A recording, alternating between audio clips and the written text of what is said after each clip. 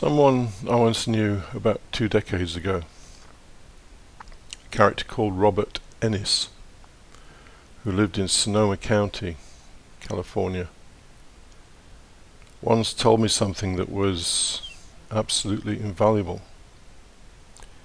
He said, "It's all mirror work." Now, what did he mean by that? What he meant was, if you want to go north, head south. If you want to be happy, look at the things that make you unhappy.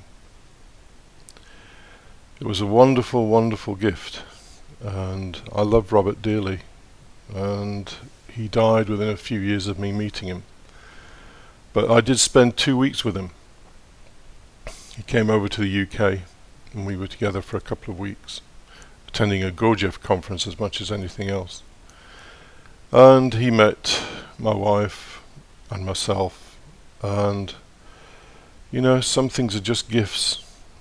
Don't know why they happen, but that was a real gift. And Robert was an extraordinary man. Anyway, his little movement, which is called Tayu, Tayu, is still on the go in Sonoma County, I think, and it's run by the two people who took over from it. Once Robert died, I pretty well left it, but yeah, I got a lot from it.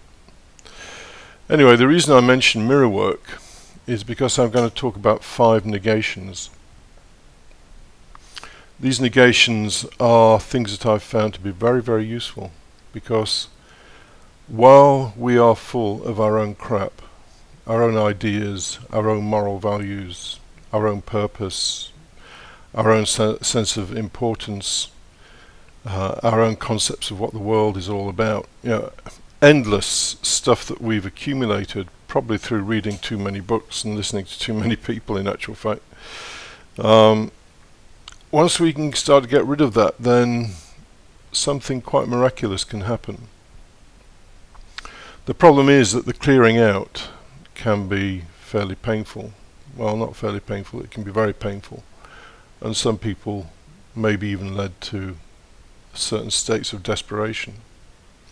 But anyway, I'm going to go through these things, you know, as, well, not always, but very often. If you are looking for some positive reinforcement in your life, then do not listen to this. This is all about taking things out of your life to leave space for something else. So let's start. The universe has no purpose and our lives have no meaning. That is the first negation. It should be fairly obvious that the notion of purpose is a wholly man-made thing. It's a concept that we have in our minds, that we have created. And while in ordinary life, purpose may serve some kind of role, so we may have the purpose of getting a better job, which means possibly getting more qualifications or whatever. But the universe itself has no notion of purpose. How would it? It's a purely human construct. Same with meaning. That something has meaning is just a human idea. And in fact, when you look at it closely, you'll find that really it's just the ego trying to validate itself in some way. And there are no shortage of people who will cater to this need that we have for meaning. I think one of the most obnoxious books is, I think it's called God's Purpose for You. As though the universe, 4 trillion galaxies, 100 billion stars in each galaxy,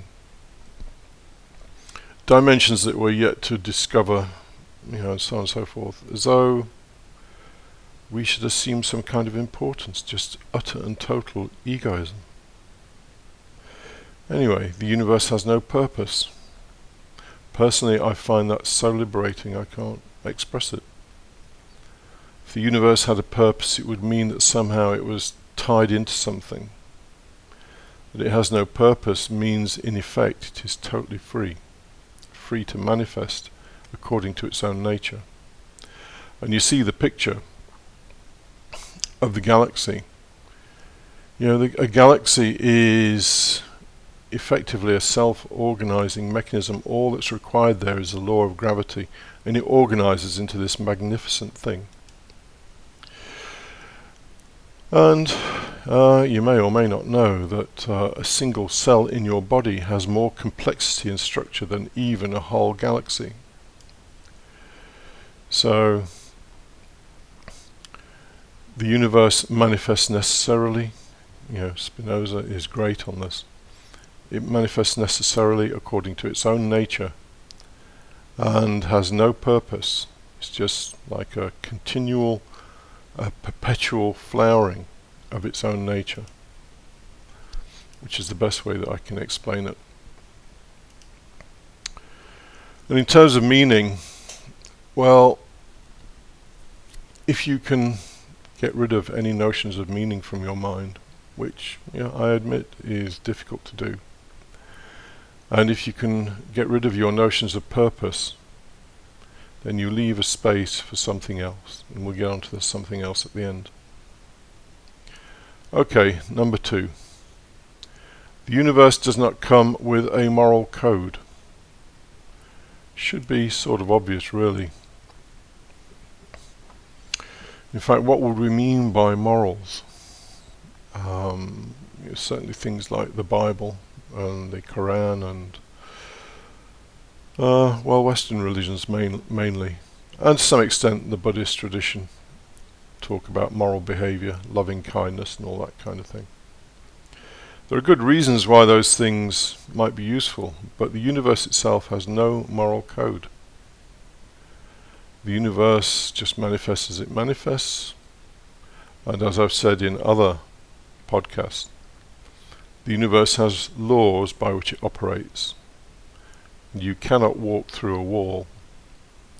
You cannot float upwards because gravity is pulling you downwards. But Stalin can murder 20 million people. The universe has no prohibition on that. So, if there is any moral code, it needs to be brought about just as a practical matter. Now, people do feel things like compassion and whatever, but I'm going to get onto that later. But in terms of a moral code, the universe does not have one. There's no big man in the sky saying what is right and what is wrong. All there is the universe manifesting its own nature, and we are such a tiny, tiny part of that nature. We're like a cell on your toenail that's about to drop off. Do you notice that? No. The universe doesn't really notice what's happening on this planet. It's just so small, so far away, so insignificant. It's less than a cell on your toenail. Number 3. Nothing is important because nothing is permanent. When I realized that, I just felt like a free man. People mourn at the thought of nothing being permanent, and indeed loved ones, when they pass away, cause significant pain. We just wish they could live forever. But in actual fact,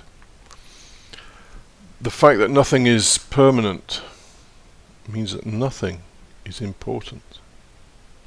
You need not worry about, be concerned about anything, because what's the worst that can happen to you? The worst is death. Well, it's going to happen anyway. And as someone, just an ordinary guy I know, once said to me, fear of death is the root of all fears, and in truth it is, because we can get on to Schopenhauer's will to life, which is this dominant force within us, and part of that, the mechanism for that, is fear of death. So nothing is important. Relax and float downstream. Number 4, the world of finite sentient beings is hostile. That was the hardest thing for me to come to terms with. I don't know why it was so hard. Maybe I believed in some kind of innate goodness. But once I'd had come to terms with that, it was like the whole thing opened up. And Spinoza, in his Ethics, particularly part 3, and the propositions at around about number 30 to 35 say, talks about the implications of the will to life. He calls it desire, but the will to life in people. What it means is they are always, or typically, not always, but typically, going to manifest their own self-interest above and beyond yours. Of course, in the world of animals, if we didn't live in nice, secure cities or areas where there are no wild animals, we would be lunch, probably tomorrow, for some wild animal that had a hungry belly. So the world of finite sentient beings is hostile. And I'm going to say something that actually, not Spinoza, but, well, Spinoza does imply it, but Schopenhauer. And I hesitate to say it because it's so, it's so extreme. But every other living sentient being is your adversary. I'm including people there. Once I understood that, I used to be so antisocial. I just couldn't bear to be with people because of all the phony stuff. But now I can just sit there and lap it up because I can see what's going on. I understand it. You really, really need to understand Spinoza, part 3 particularly, to understand the nature of human behavior. Once you understand it, it loses its sting, and you can actually play with it, enjoy it. I remember on one occasion we were with a group of people who were posing at least to be particularly well off, to be rich, talking about their villas and their yachts and how many holidays they took and da. It was mutual bigging up. They were all trying to make themselves bigger than everybody else. And I was watching my wife, and she was a little bit annoyed by all of this. And then all of a sudden, she just said, "We're nearly broke." It's so funny. She's so brave to say that. They immediately quarantined us, put us outside the group. It isn't actually true that we're nearly broke, but it was just such a brilliant thing to say. And anyway, this is human interaction in the main. Of course, there are relationships that are more solid and more real than that. But even lovers, people who are married, unfortunately, between a third and a half will cheat on each other. In the most intimate relationship, but the will to life, the sex drive, is so strong. It will push people to cheat on the most intimate relationship they may ever have in their lives. So let's get to number 5. No desire. Easier said than done. But as I've pointed out in a previous podcast, the way to get to no desire is to look at the nature of the beast, of life. Because desires are a property of the will to life. They all originate from that, well, nearly all. And, the desire for more money, the desire for more sex, the desire for a bigger car, goes on, fame, power.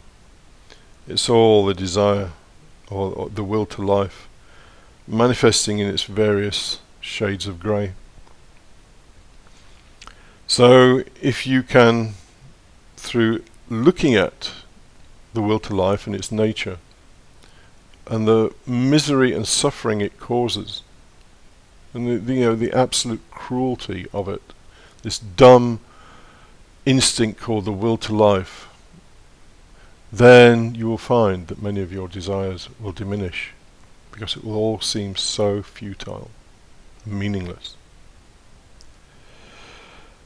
So, I've talked about the universe having no purpose, and our lives having no meaning, the universe not coming with a moral code, nothing is important because nothing is permanent, the world of finite sentient beings is hostile, and the diminishing and possible eradication of desires. They're all taking away. So what happens when you take all this stuff away? Well, what can happen is that something comes in to fill the vacuum. Nature abhors a vacuum. And what comes in is a realization of something. And so there's a slide 6. The universe is in an ecstatic embrace with itself. And if you can basically empty yourself in the way that's been outlined in this podcast, although, it's decades of work, well, it has been for me. If you can empty yourself, then you will at times, not all the time, mercifully, I'll tell you why in a moment, but at times you can sense this ecstatic embrace that the universe has with itself. Now I say mercifully because to experience this is unbearable. The sensation, or the how do you call it? I wouldn't call it an emotion. I don't know what I would call it. This feeling of this ecstatic embrace is both sorrowful, joyful, compassionate, loving. And it is of such an intensity that you really wouldn't want to experience that for more than a short space of time. You will just be a sobbing pile on the floor if you experience that for too long. In fact, there's a very sort of similar description in the movie American Beauty, if you've seen it. The guy who wrote that, Alan Ball, clearly knows something. And the scene with Ricky Fitz, for anybody who watches it or has seen it, Ricky Fitz, known as Mental Boy, who is showing his girlfriend a video he took of a paper bag blowing in the wind. And he explains the unbearable intensity of this beauty and love and so on, and how he has to remind himself that actually it's all okay. And Spinoza was clearly well aware of this, because he said, God loves himself with an infinite intellectual love. Now, God loves himself. Since you are part of the universe, you are loved, but not probably in the way that you want to be loved as some precious little cherub that should be protected and all the rest of it. You are loved because you are part of God, not because you're you. The same way, and the word God, we can use the word nature, we can use the word universe. The universe loves itself with an infinite intellectual love. The term intellectual love is very, very odd. And I think Spinoza used it because this experience of this ecstatic embrace is not really emotional as such. So clearly he used a different term. So the task that is ahead of us in truth is to empty ourselves of all our preconceptions, our desires, even our desire for life, and then something else can enter. And this is not mainstream stuff. Most people want to meditate for a week and be enlightened. Well, I've never seen it, don't think it happens. Anyway, I hope that's been useful.